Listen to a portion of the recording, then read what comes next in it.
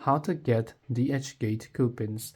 Now, if you want to get coupons on DHgate, for example, you want to use them whenever you're on the DHgate app and you've been looking for some of the, let's say, discount codes or coupons. Now, the first thing is you must just always pay attention to the deals that DHgate offers you. So right when you open the app, you can see it says, don't miss this deal, $3 off the pending order when you purchase now.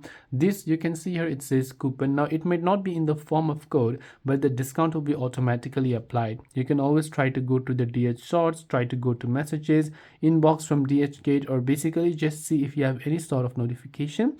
You can also try to follow DHgate on social media platforms like Twitter or Instagram and view their regular stories, and they might also release their coupon code over there. And these are simply some of the ways that you can get coupon codes for DHgate. I hope the video helped you. If you have got any further questions, feel free to leave them down in the comment section. Thanks for watching till the very end of the tutorial, and see you soon in the next video.